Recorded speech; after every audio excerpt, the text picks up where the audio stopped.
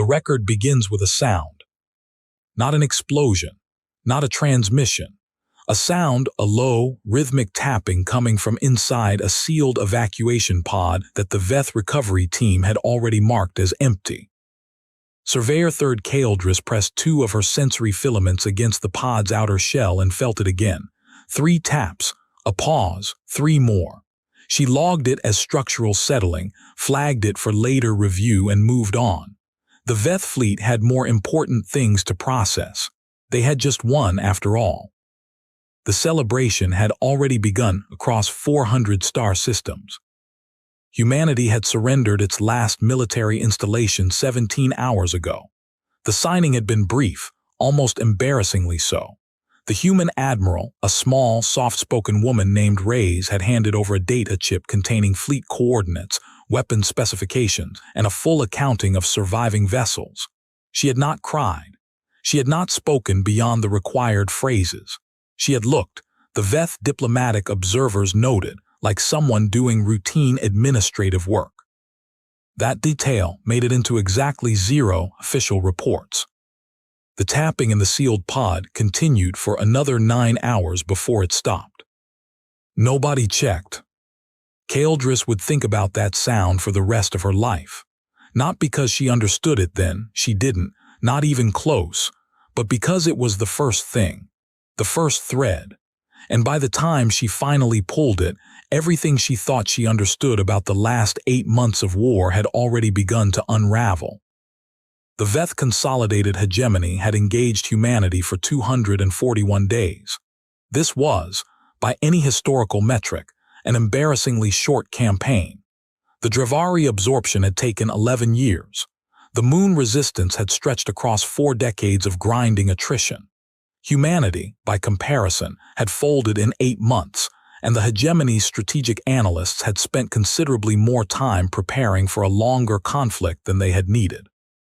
The question nobody asked openly, because celebration discourages uncomfortable questions, was why.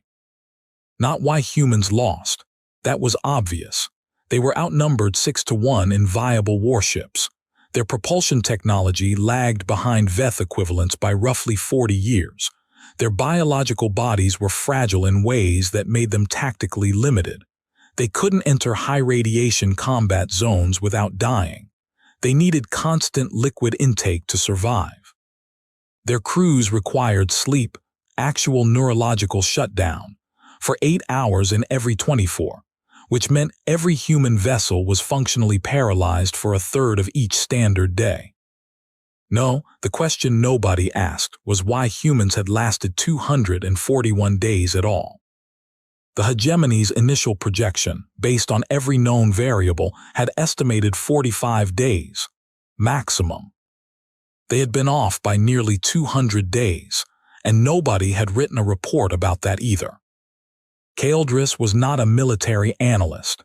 She was a surveyor. Specifically, she cataloged recovered debris fields for materials useful to post-conflict infrastructure. She was good at her job because she was methodical, and she was methodical because she found comfort in completeness. She did not like leaving things unaccounted for.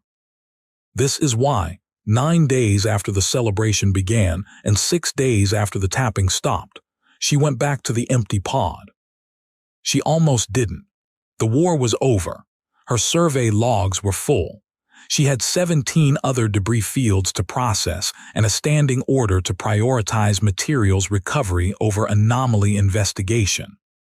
But the pod had been marked empty, and she had heard something inside it, and those 2 facts could not both be true. She cut it open herself.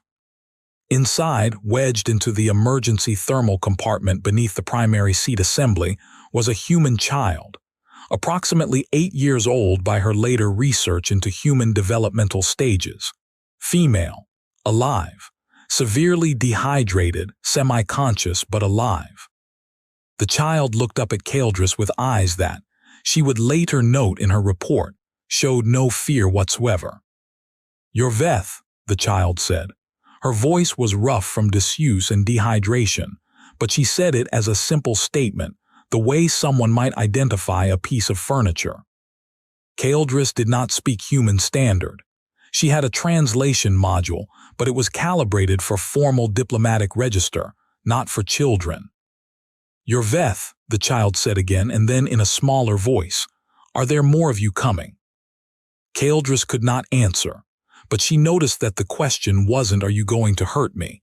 It wasn't, "Where am I?" or "Where is my family?" The child wanted to know how many Veth were coming. She filed that under anomalous, along with everything else she didn't understand yet, and called for a medical team. The child's name was Solis. She had been in the pod for 9 days. The thermal compartment's oxygen recycler was designed for emergency use only, rated for approximately 72 hours. By any engineering specification, Solis should have died on day 4. The Veth medical team's report stated that she had survived due to a reduced metabolic state consistent with early-stage hypothermia. Her core temperature had dropped dangerously low, slowing her oxygen consumption enough to extend the recycler's effective duration.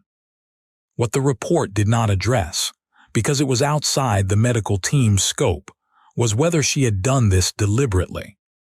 Kaeldris read the report 3 times and found herself staring at that gap. She pulled the pod's internal sensor logs next, which nobody had bothered to access because the pod had been marked empty. The logs showed that the pod's temperature had dropped in a very specific pattern, not randomly, as passive cooling would produce, but in a gradual, controlled curve beginning approximately 3 hours after the pod was sealed. The thermal compartment had a manual temperature control, a small dial accessible from inside.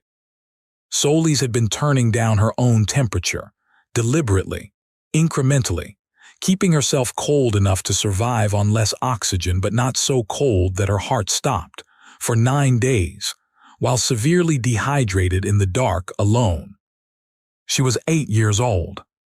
Kaeldris sat with this information for a long time. Then she went to find the child. Solis was in the medical ward, eating with an appetite that had alarmed 2 nursing technicians. She looked up when Kaeldris entered, and her expression did the thing that Kaeldris was beginning to associate with all humans. It showed too many things simultaneously, layered in ways that the Veth emotional register simply didn't produce. "You're the one who found me," Solis said. Kaeldris's translation module rendered this accurately. She responded through it, "Yes." "Did you find the others?" The question landed like a dropped instrument in a silent room. "What others?" Kaeldris asked. Solis looked at her with those unreadable layered eyes and said nothing. 3 mysteries had now been planted in Kaeldris's methodical mind, and she was the kind of person who could not function properly while mysteries remained open. First, why had humanity's resistance lasted nearly 5 times longer than projected?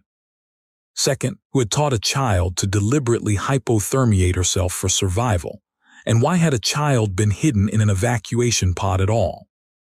Third, and most immediate, what others? She requested access to the full human prisoner and refugee processing records. This was technically outside her survey mandate, but she framed it as a materials accounting issue. Specifically, the need to reconcile the number of recovered human vessels with the number of human survivors to ensure no further unsealed pods or compartments had been missed. The request was approved. Post-conflict administration was overwhelmed, and nobody wanted another 9 days in a thermal compartment incident on their watch. What Kaeldris found in the records took her the better part of 2 days to fully process, because what she found was a number that didn't match any other number she had.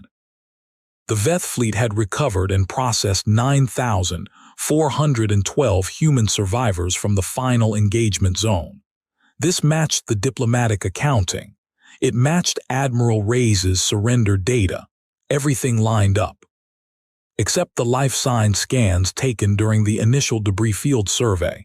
The scans taken in the first 6 hours before any processing began showed 9,601 signatures. 189 signatures that had appeared in the scans, and then simply vanished by the time processing began. Not dead, the scans would have logged biological termination, not moved to different processing stations. She checked. Vanished. She went back to Solis. "I need you to tell me about the others," Caldris said. Solis was working on what appeared to be her fourth meal of the day. She chewed thoughtfully before answering. "Mom said they'd come back when it was safe." "Who is your mother?" "She didn't tell me her rank. She said I shouldn't know things that could be gotten out of me." Caldris felt something shift in her processing, a sensation that, in Veth neurochemistry, corresponded roughly to a warning signal activating. "Your mother arranged for you to be hidden in an evacuation pod. She arranged for me to not be captured." The distinction, delivered with the flat certainty of a child repeating something learned by rote, was exact, precise. Solis' mother had not said hidden. She had said not captured. These were not the same instruction. "Where were you supposed to go?" Solis looked at her plate. "I wasn't supposed to go anywhere. I was supposed to wait." "For what?" The child looked up. "For the Armada." The word entered Caldris's awareness, with a weight entirely disproportionate to its size. She cross-referenced it immediately against all known data from the war. The Veth had destroyed, captured, or confirmed fled 47 human fleet groupings across the campaign.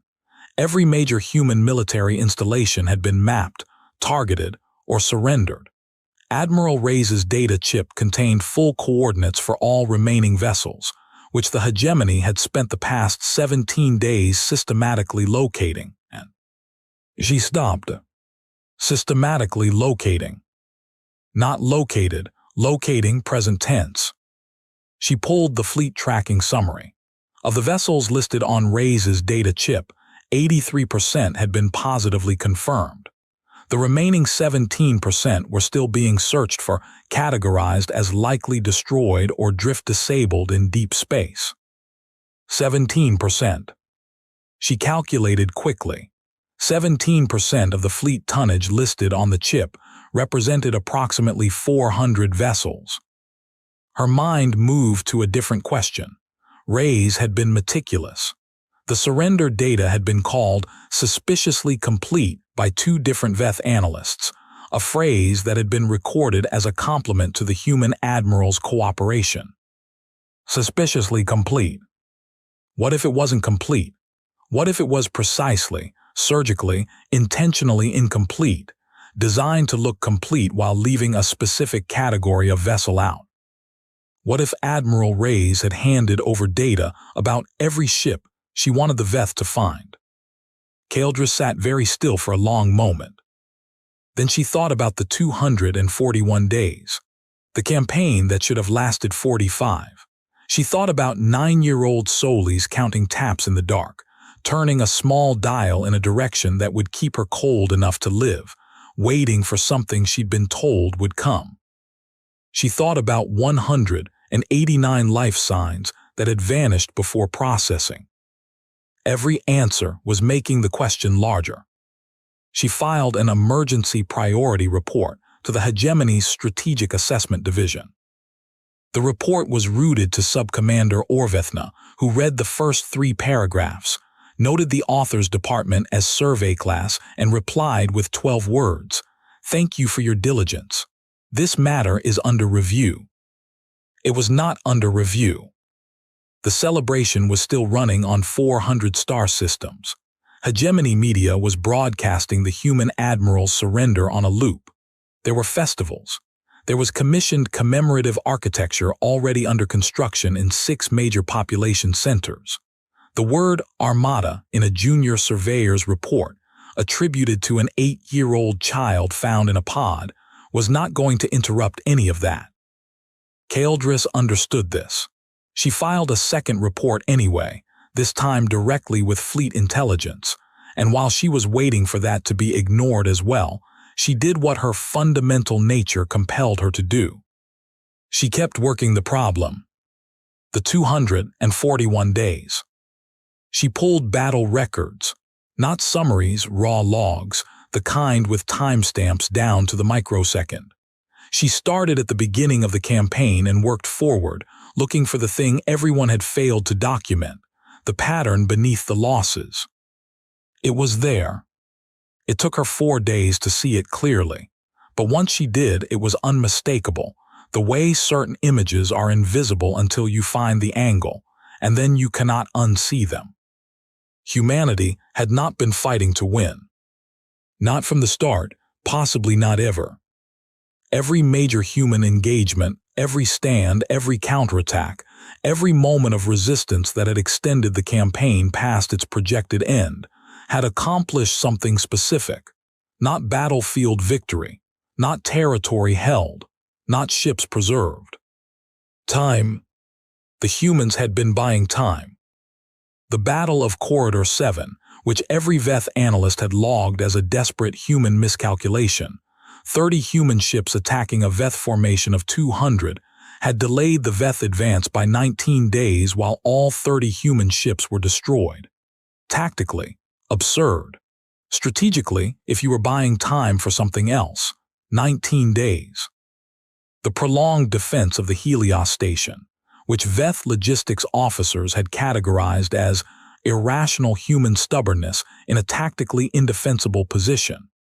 The humans had held it for 38 days past any logical assessment of their capacity to do so, losing personnel at a rate that should have triggered evacuation protocols within the first week.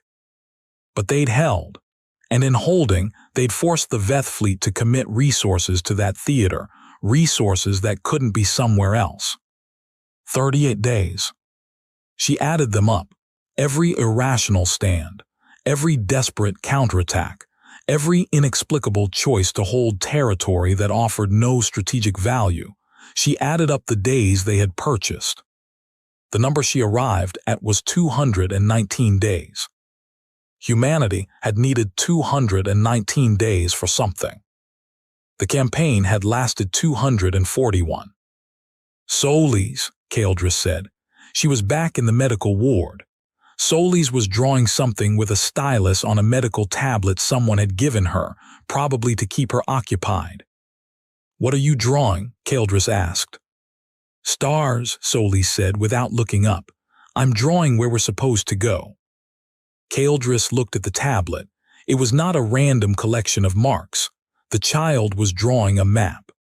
"Solis, how long have you known about the Armada?" "My whole life," Solis said. "My mom told me about it when I was little." A pause. "She said sometimes you have to make people think they won so they stop looking." The translation module rendered this cleanly. Caldris heard it cleanly. She understood every word individually. The sentence they formed together took her several seconds to fully absorb. Sometimes you have to make people think they won so they stop looking.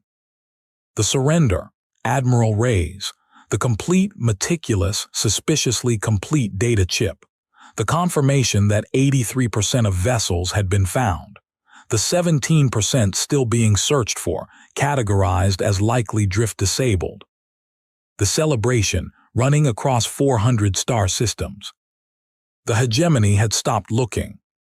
This was the moment, and Caldris would mark it precisely in her own personal record, down to the standard second, when she understood that the war had not ended. It had entered a phase the Veth had no strategic framework for, because it was a phase that required understanding why humans were willing to lose so publicly, so thoroughly, so apparently finally, as a tactical maneuver. Every civilization the hegemony had ever absorbed had treated surrender as an ending, because for every other civilization, surrender was an ending. Defeat meant defeat. Loss meant loss. The psychological logic was universal. Except it hadn't been. Humans had looked at a war they could not win conventionally and had made a choice, not in desperation, not in the chaos of losing, but deliberately, in planning that must have begun before the first shot was fired, to treat the conventional war as the distraction. Not the real fight.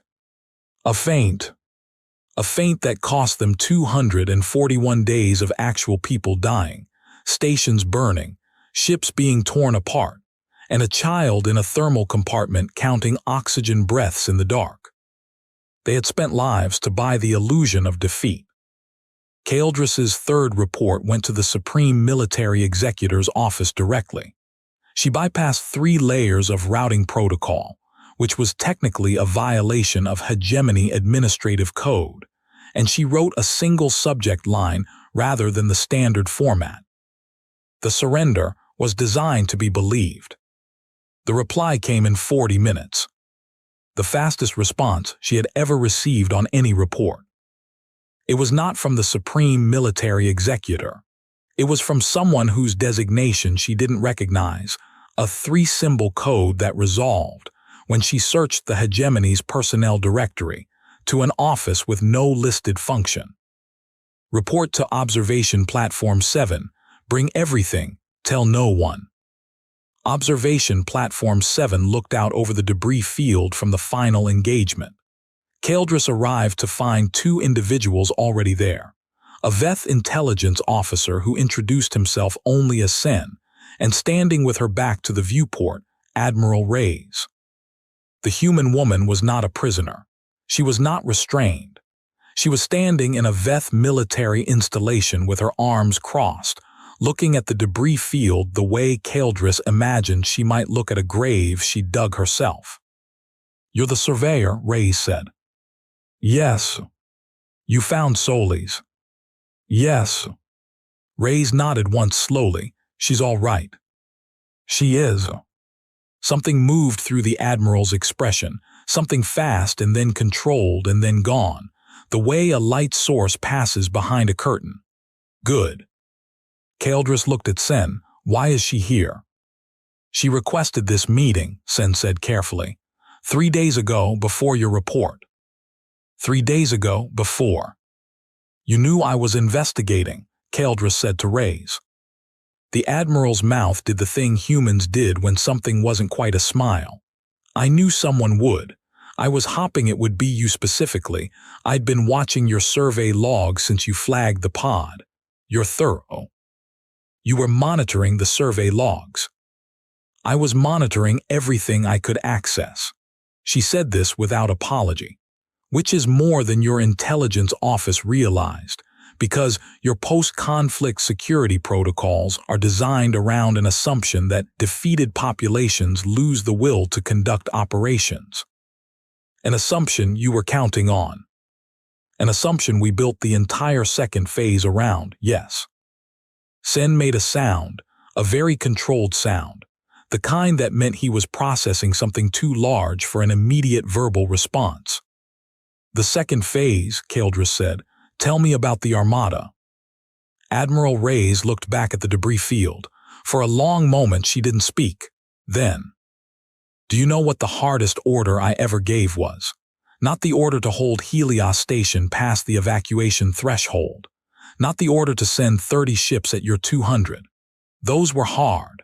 But the hardest one was the order to surrender exactly the way we surrendered, completely, cooperatively, with full accounting, and to make every person who participated in that surrender believe completely that it was real."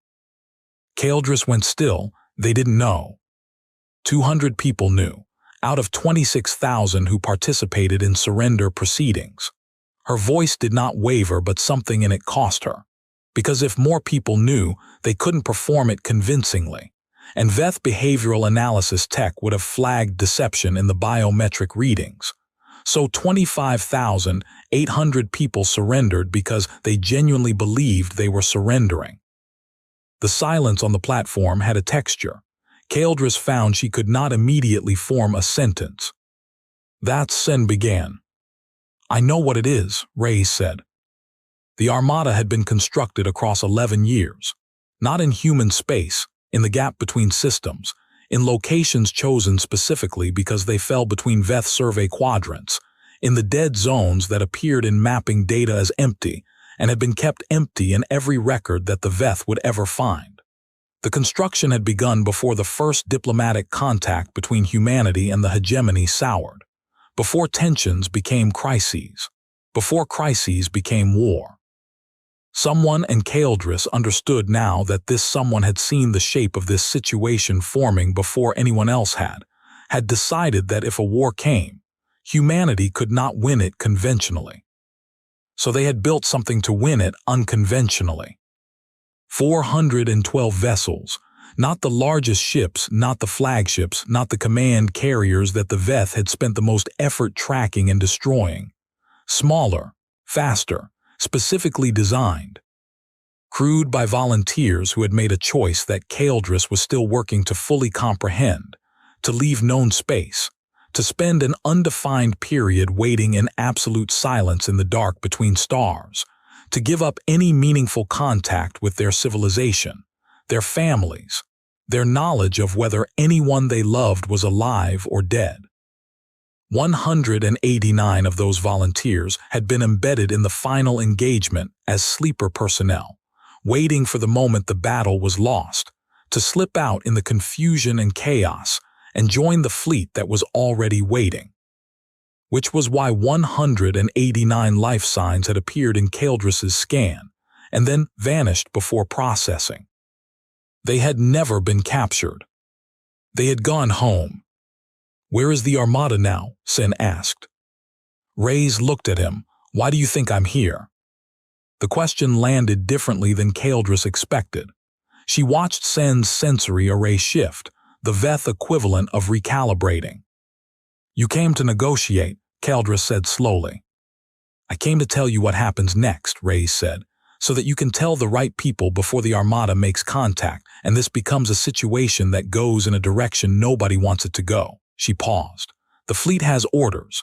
Those orders were written before the war. They cover specific scenarios, including this one: confirmed defeat of the primary military, hegemony in occupation, celebration protocols active." She looked at the debris field one more time. "Those orders are not kind." The temperature in the room seemed to drop by several degrees, though the climate systems hadn't changed. "But you're here," Kaeldris said, "telling us." "I'm here telling you because those orders were written 11 years ago by people who thought this would be a last resort, an act of desperation by a civilization with nothing left to lose."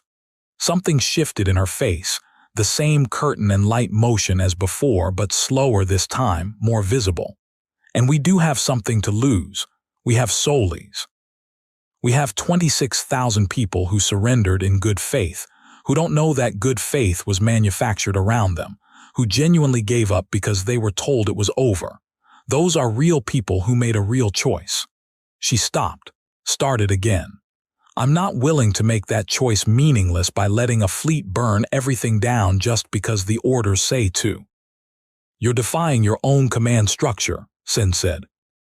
"My command structure is 400 people in a fleet that's been waiting in the dark for years. By now there," she stopped again. "And this time it wasn't controlled. It was just a stop. They've been waiting a long time." What followed were 8 hours that Kaeldris would never fully be able to describe, because they were simultaneously the most strategically significant hours in the hegemony's recent history and the most quietly human thing she had ever witnessed. Reyes negotiated.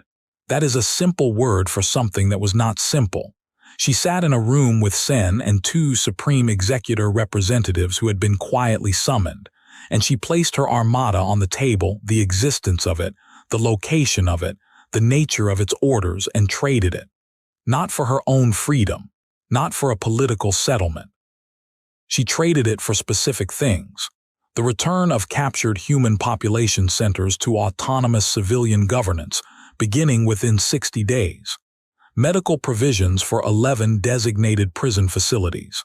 And something Kaeldris had not expected, a formal acknowledgement, never to be made public, that humanity had continued fighting past the point of acknowledged defeat.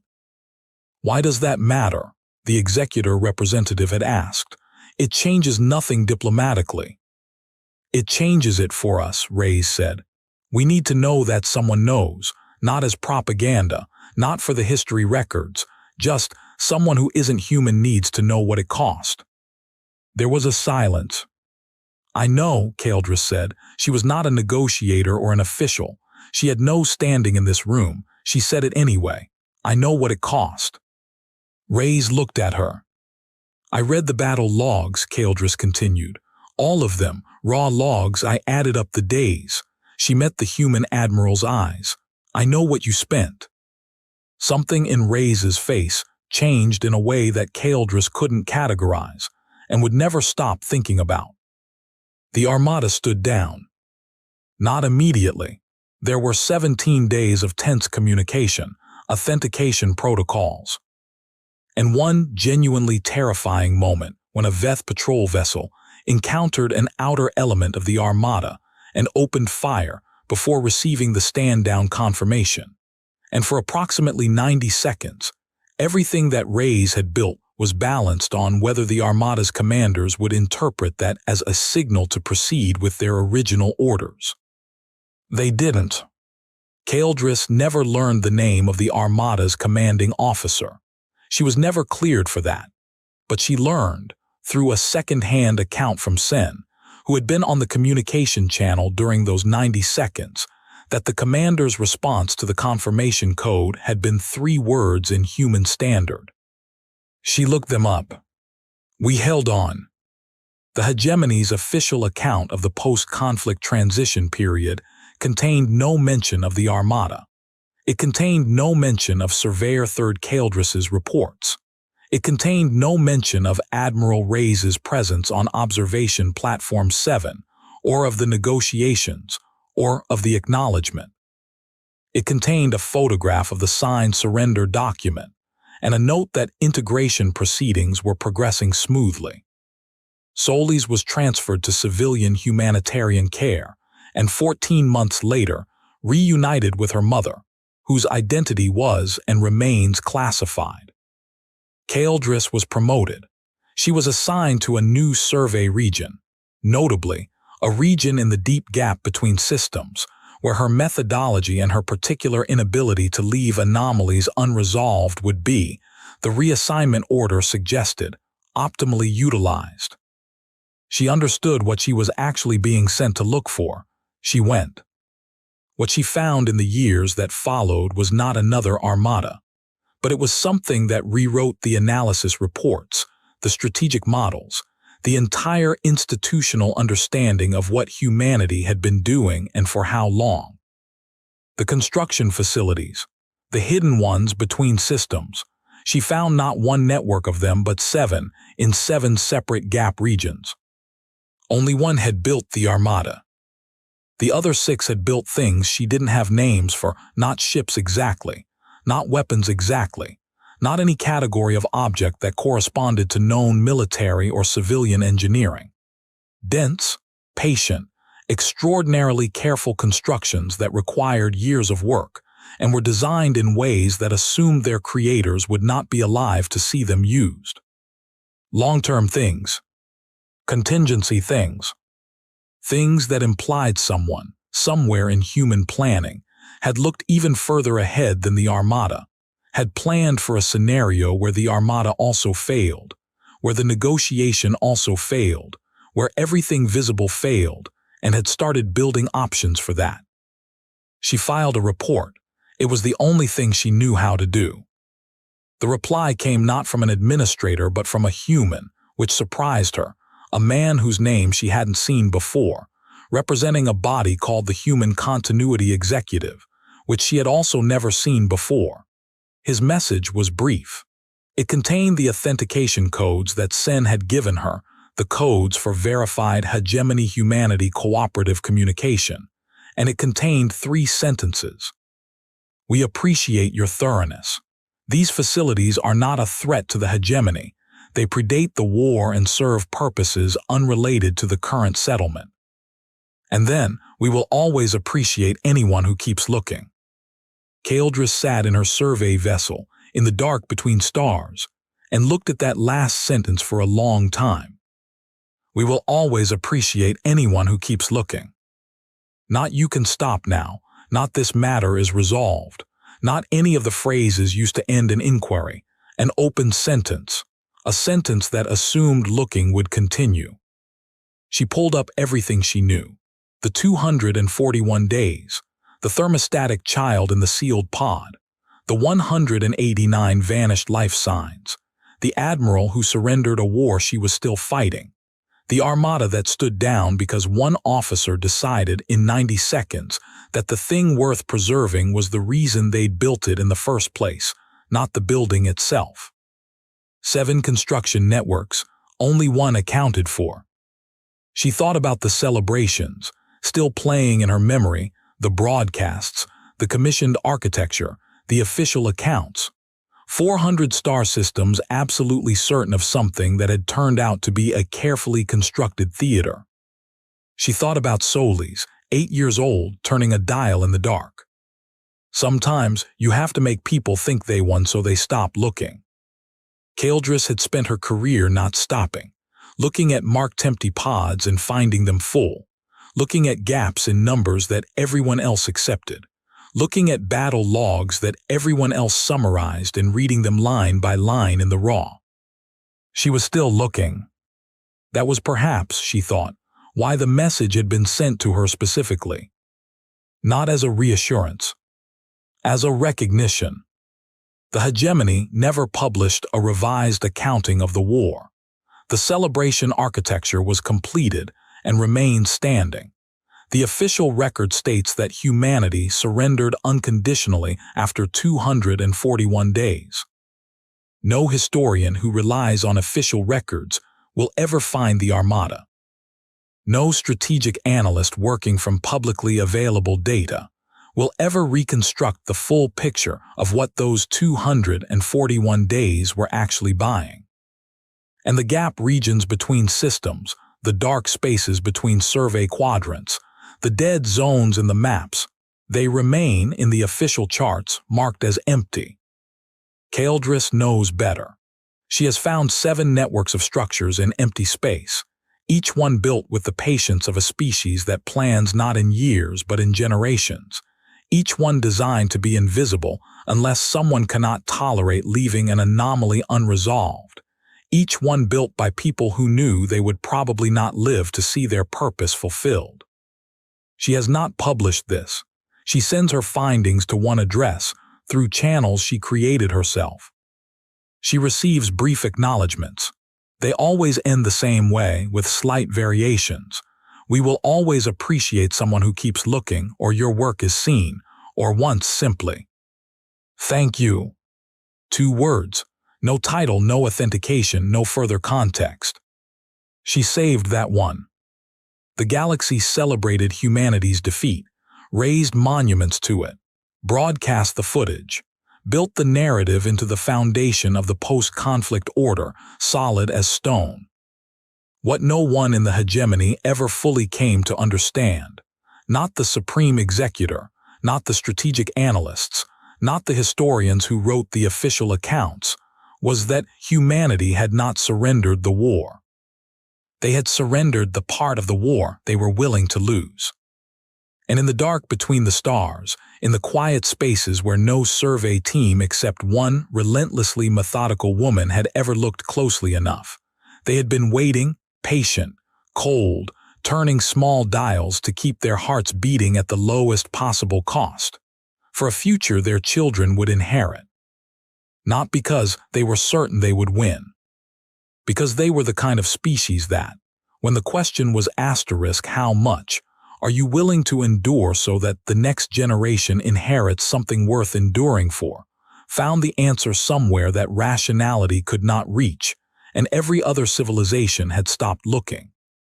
And the tapping in the sealed pod had never really stopped. It had just moved somewhere quieter,